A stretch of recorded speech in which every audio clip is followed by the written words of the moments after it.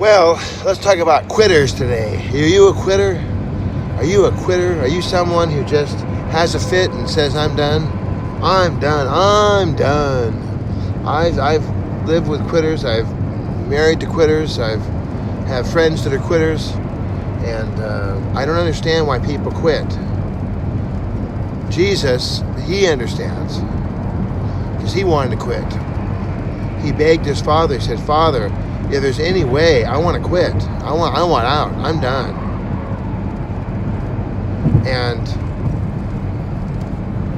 yet, the Lord submitted. He didn't quit. He didn't commit suicide. He did not go and hang up the phone. He didn't do anything like that. No, he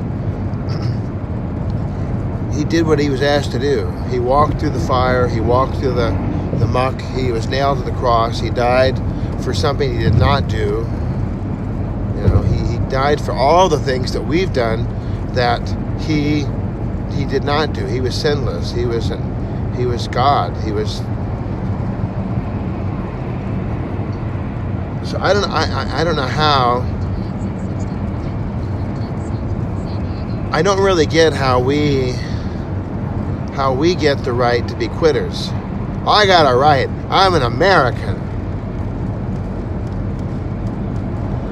Yeah, right. You're an American. Americans don't quit either. Not even the British quit. Look at Winston Churchill. We just had that movie on recently, and we will fight to the we will fight. Winston Churchill. Isn't that a good quote? Put that in your paper. It's like the John and Yoko's howling. There goes my fan, which runs the windshield wipers, which, boy, oh boy, I'm going to have to definitely get some Velcro there and get this thing anchored down.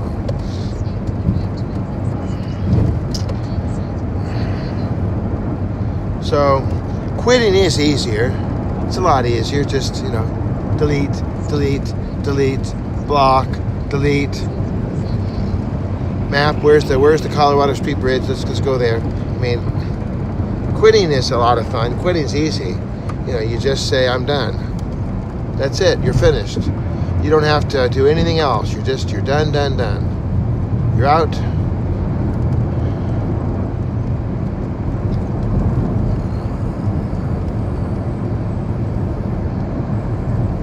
Sometimes it's not a matter of quitting, it's a matter of transitioning. Of course, that's different. If you're transitioning from one segment of life to the other, it can feel like you're quitting.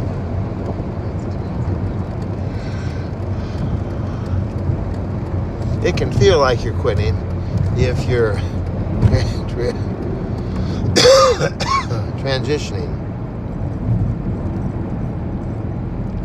I no longer own the historic Casa del Green above the Rose Bowl in Pasadena, California, built 1946 by 46 by OK Earl. I don't own that property anymore. I sold it. I'm done. No more property. Now I have a good. And they're telling me the police reported ahead. And I'm like, well, good. Got my earpiece here, and so I have just this little car to take care of now, and I've got a few things at my sister's house. I've got a little storage unit. So my life is pretty simple as far as that goes. But at the same time, I'm going to go to Norco right now. I've got a couple of hinges to return. I've got these hinges, and I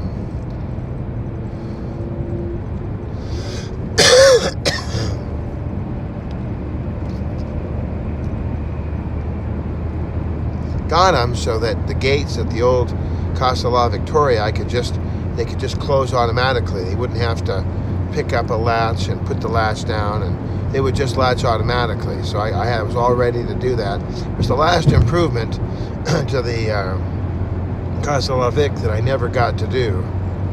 I never got to do that improvement for them. So, I'm out, and now I don't really know. I mean, it's kind of an adventure to see what's going to happen in the future. I don't know where I'll be. I don't know who I'll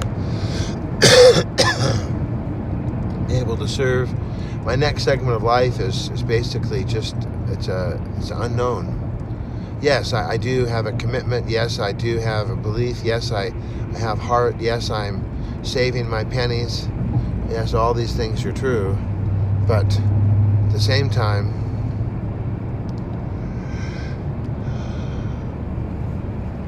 I love the people that have to have everything specified and specific and ironclad contract. This is what's going to happen. This is when it's going to happen. This is how it's going to happen. This is ironclad contract. You don't seem to understand life. I think a lot of the false religions, a lot of the false teachings, a lot of the cults, they like to offer ironclad guarantees. I'm going to take I keep thinking I haven't eaten anything all that terrible, but pray for my weight. I mean, I'm not losing weight at all here, and boy, all these holidays and all these goodies and everybody feeding me, and oh, Bob, he needs food. No, the old man does not need any food. The last thing I need on earth is any food. I don't need food. I need to stop eating food and start, just, oh boy.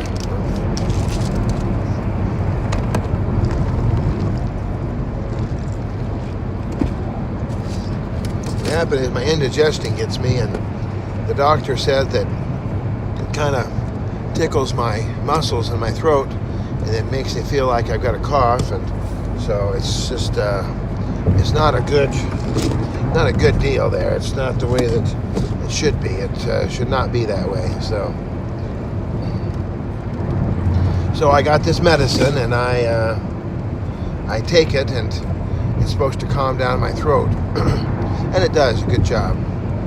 Appreciate my family that reached out and encouraged me to take care of it, because apparently if you cough and you cough and you cough and you cough, it can hurt your system. Physical imperfection, that's a term. Physical imperfection.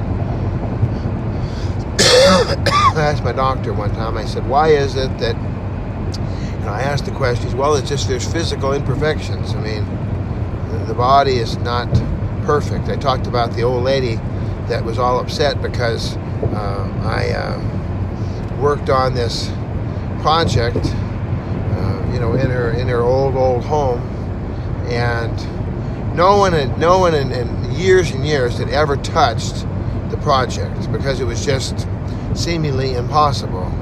But I tackled it because I realized, hey, it's not impossible. You just have to take apart a lot of moving pieces that to be taken apart. So I took apart the puzzle. They had a little sconce next to it, a little plate sconce, and the plate sconce had a little bit of thin veneer that went around the front. That had to be taken off. Then there was a little top piece that had the routed out for the plates. That had to come off. And then there were two little blocks that made the space to give it the illusion that this was a big piece of wood. And so then there was that piece had to come out. And then before that piece had to come out, there were two little ornamental pieces that needed to pop off. And on top of that, there was a piece of curved molding that sat on top that gave it the illusion of a pop out that way. So there was a lot of molding and a lot of little pieces, and of course these pieces were very, very old, and taking them out, especially the one that was the curved piece, had a real thin portion, and taking it off, of course the carpenters had just stuck in little nails all throughout, and I don't know what the nails are, you can't see them after all those years, so you're just pulling it off, and the pieces, sure enough, each little piece kind of tended to have a little cracking point, so it needed to be glued back together. And then once it's put back together, no problem. Everything is going to be perfect. As much as perfect can be. Yes, there's a little fracture, but you know what? You glue it together, and a little stain, a little paint, you're on your way. No big deal. Bada bing, bada boom. Ready to go. And then, of course, so I took all that off. But before I did that, I kept thinking that I'd be able to just remove the side panels off this window to get to the weights. And the weights in this case were just this crudely put together raw fish weights, basically. They just crudely made, looked like they put them in a sock or something, or some sort of crude sand or something. They just kind of, and I don't know how they figured the weights. I guess they weighed the window, and then they weighed this. They made sure it balanced. And I'm not exactly sure how they did it, all those years ago, but. So I got the whole thing taken apart, and I put it all over on the table, and I left for a few days because I had some other things to do. And so I get back, and I'm gluing everything together and taking out all the nails and putting all the pieces in order because the windows had been replaced. The glass was broken too. So it was broken strings, broken nails, and the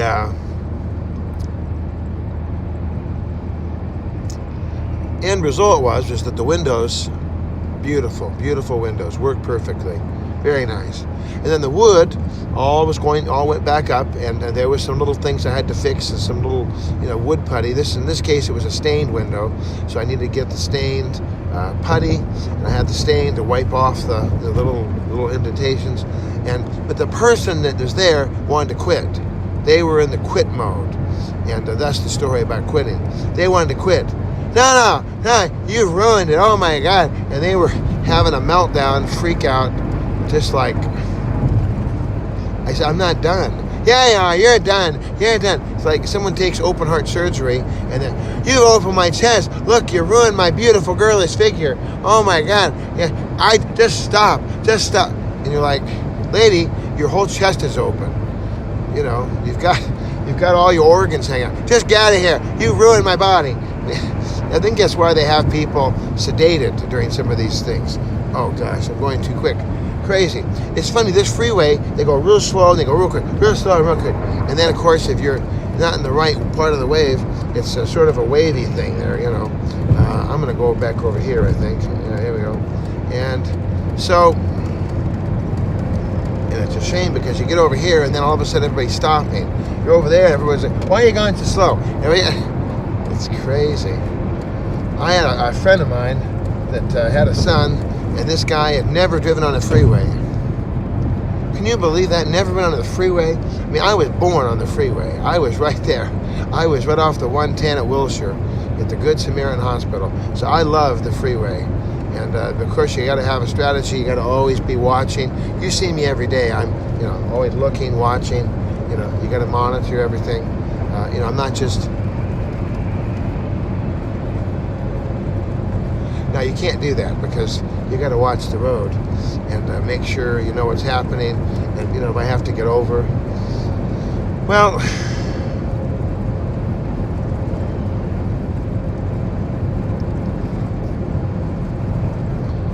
So are you a quitter? Do you like to quit? Is quitting your option one? People quit marriages.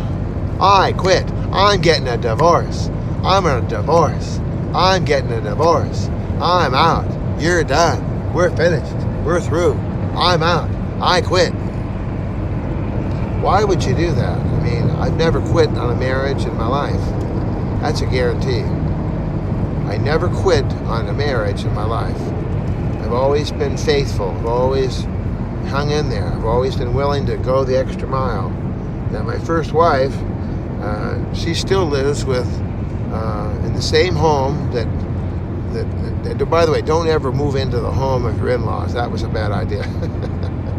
Oh, help me, Lord. But as far as I know, she still lives in that same place where she just didn't want to be married, and she never has remarried, and it's a whole situation there. And I mean, it's just sad, And then the second wife also quit. Hasta la vista, baby. I mean, well, look at you, Pa. You're so hard to live with. Yeah, I'm not easy to live with, but there's a lot of people who are not easy to live with. We'll talk about it. Give me a call. 1-213-713-8954 or 8954green@att.net, on the Twitter, Mr. Bob 8954. And of course, you're watching Bob's Daily Devo, where we encourage you not to be a quitter, encourage you to be a person who hangs on to relationship with Christ. Amen. Amen. God bless. See ya.